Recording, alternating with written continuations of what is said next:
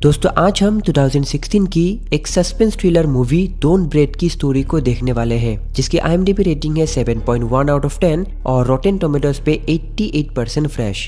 तो चलिए फिर बिना किसी देरी के जानते हैं इस मूवी की स्टोरी के बारे में।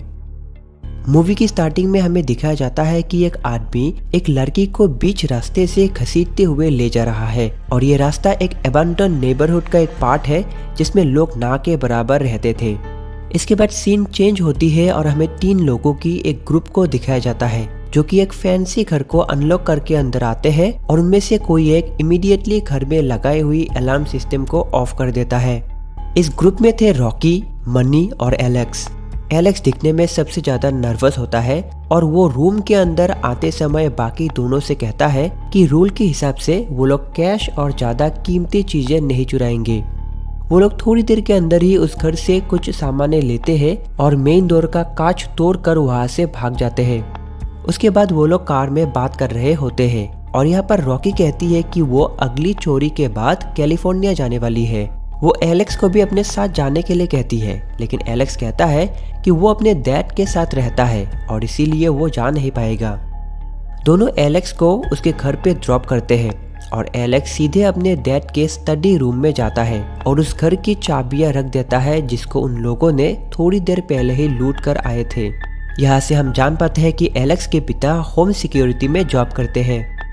खैर अब हमें मनी नामक पर्सन को दिखाया जाता है जो चुराए हुए सामानों को बेचने के लिए किसी डीलर के पास जाता है, लेकिन उसे ज्यादा पैसा नहीं मिलता और वो उससे आर्ग्यू करने लगता है। लेकिन डीलर उससे कहता है कि अगर तुम्हें पैसा चाहिए तो तुम्हें पैसा ही चुराना चाहिए था, और वो मनी को एक नई रॉबरी के बारे में इंफॉर्मेशन भी देता है। उसके बाद मनी अपने बाकी दोस्तों को इस नई रॉबरी के बारे में बताता है।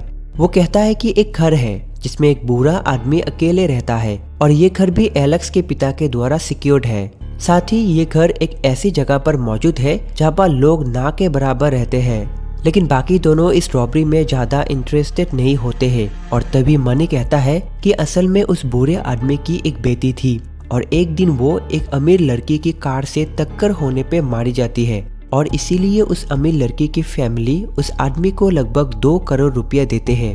ये सुनकर रॉकी इस जॉब को करने के लिए मान जाती है, लेकिन एलेक्स को लगता है इतना ज्यादा पैसा चुराने का परिणाम उसके लिए और उसके पिता के कंपनी के लिए बुरा हो सकता है और इसीलिए वो वहां से चला जाता है। बाद में रॉकी एलेक्स को टेक्स्ट मैसेज करती है और कहती है कि इस आखिरी जॉब को करना उसके लिए बहुत ही जरूरी है और एलेक्स को भी इसमें भाग लेने के लिए वो रिक्वेस्ट करती है। उसके बाद एलेक्स उस घर के साथ उस बूढ़े आदमी के बारे में रिसर्च करने लगता है। खैर अब हमें रॉकी को दिखाया जाता है जो अपनी फैमिली के साथ होती है और उसकी एक सिस्टर भी थी, लेकिन उसकी मॉम और उनकी नई बॉयफ्रेंड बहुत ही ज्यादा बुरी होती है और इसीलिए रॉकी इस आखिरी चोरी के बाद उसकी सिस्टर को लेकर कैलिफोर्निया जाना चाहती है। वो सिर्फ अपने सिस्टर को इस बुरी फैमिली सिचुएशन से दूर ले जाना चाहती थी। अब एलेक्स, रॉकी और मनी उस जगह के बारे में अच्छे से जानने के लिए वहां पर आते हैं। मनी कार से बाहर निकलता है और एलेक्स और रॉकी कार के अंदर ही रुकते हैं। तभी रॉकी एलेक्स को अपनी चाइल्डहुड के बारे में बताने लगती है और आखिर में एलेक्स कहता है कि वो भी उसके साथ कैलिफोर्निया जाएगा जब ये लास्ट जॉब खत्म हो जाएगी। मनी कार के अंदर आता है और उस जगह के बारे में बाकी दोनों को बताने लगता है कि तभी अचानक एक डॉग रॉकी की विंडो के पास आकर भौंकने लगता है। वहीं पर एक ब्लाइंड बूढ़ा आदमी उस डॉग को बुलाता है और मनी कहता है कि यही उनका टारगेट है जिसको वो लोग लूटने वाले हैं। उन लोगों को तभी पता चलता है कि यह आदमी ब्लाइंड है और एलेक्स मनी से थोड़ा आर्गुमेंट भी करता है क्योंकि वो लोग एक ब्लाइंड लाचार आदमी से चोरी करने जा रहे हैं। अब प्लान के हिसाब से उस रात तीनों उस ब्लाइंड आदमी के घर पे जाते हैं जिसके घर की लाइट्स ऑफ होती है। वो लोग पहले उस डॉग को कुछ खिलाकर बेहोश करते हैं और फ्रंट डोर से एंट्री करने के लिए जाते हैं, लेकिन एलेक्स ने जो चाबी उसकी डैड की कंपनी से लाई थी वो काम नहीं करती और इसीलिए वो लोग अंदर घुसने के लिए दूसरा रास्ता ढूंढने लगते हैं। उन्हें एक स्मॉल विंडो दिखाई देती है जिसमें से सिर्फ रॉकी अंदर जा सकती है। रॉकी उस विंडो से अंदर जाती है और किसी प्रकार अलार्म सिस्टम को एलेक्स द्वारा दी गई एक रिमोट के जरिए ऑफ कर पाती है। वो अंदर से फ्रंट डोर को खोलकर बाकी दोनों को भी अंदर आने देती है और सभी मिलकर उस पैसे को ढूंढने लगते हैं।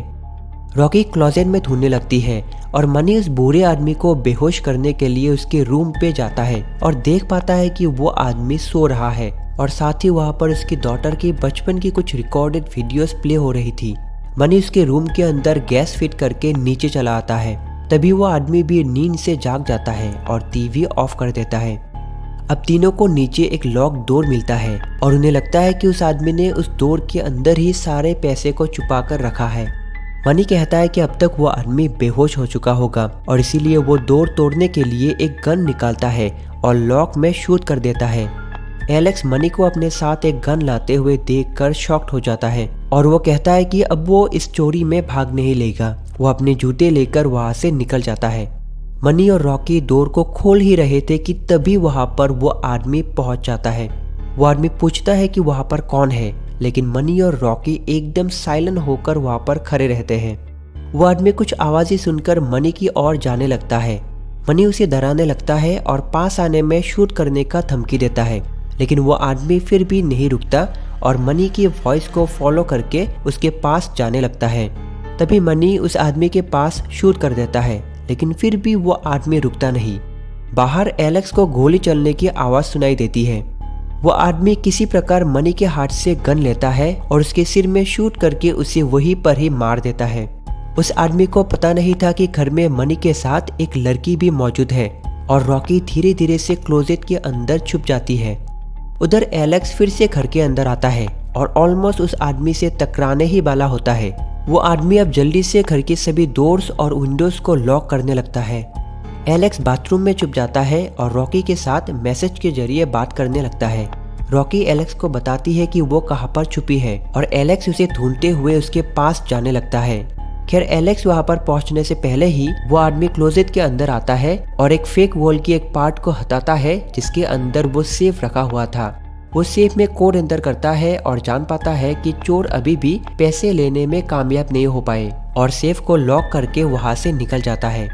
लेकिन नीचे से रॉकी ये सब देख पाती है और उसे सेफ की कोड के बारे में भी पता चल जाता है।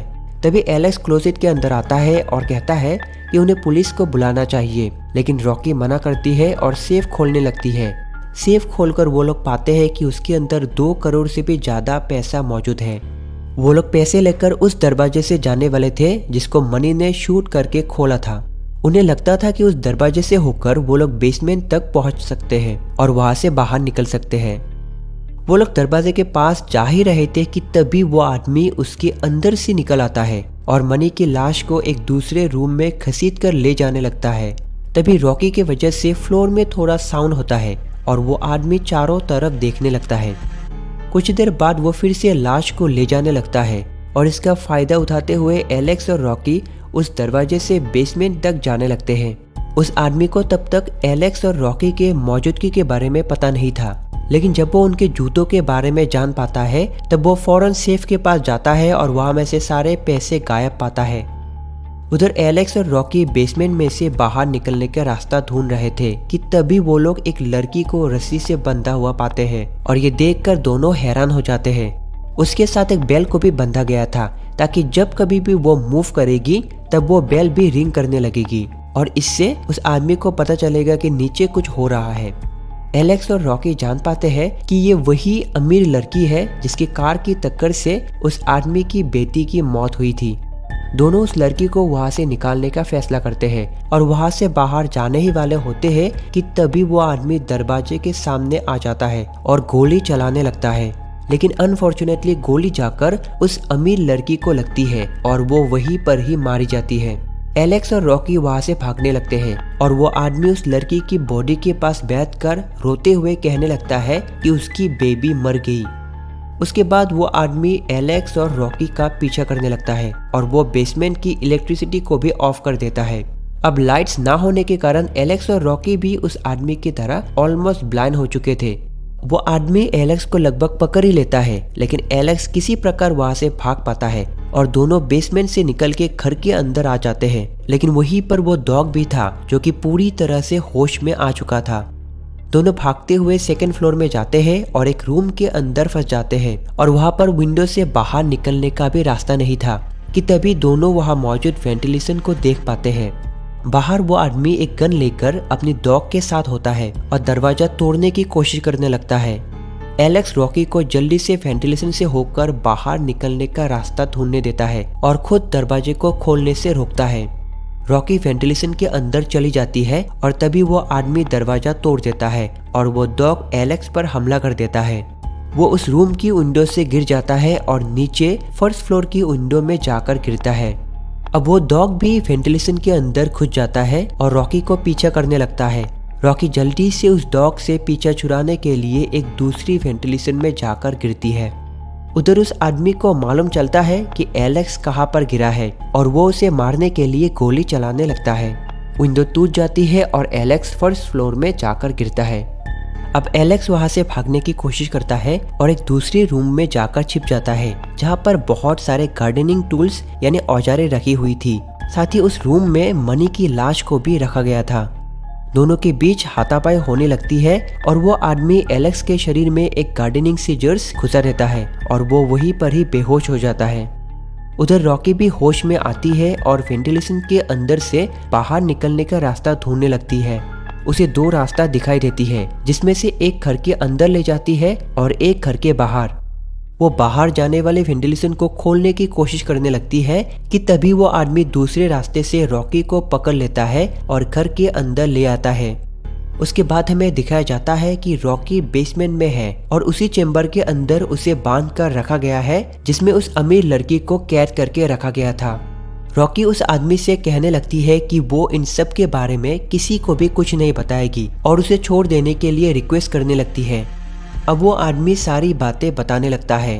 वो कहता है कि उसने उस अमीर लड़की को टॉर्चर करने के लिए या पनिशमेंट देने के लिए वहां पर कैद नहीं किया था। उसके हिसाब से क्योंकि उस अमीर लड़की ने उस आदमी से अपनी बेटी को छीना है, इसीलिए उसे रिटर्न में एक बच्चा देना होगा। उसने उस लड़की को कैद करके रखा था क्योंकि वो लड़की उस आदमी के द्वारा प्रेग्नेंट थी और एक बच्चा देने वाली थी।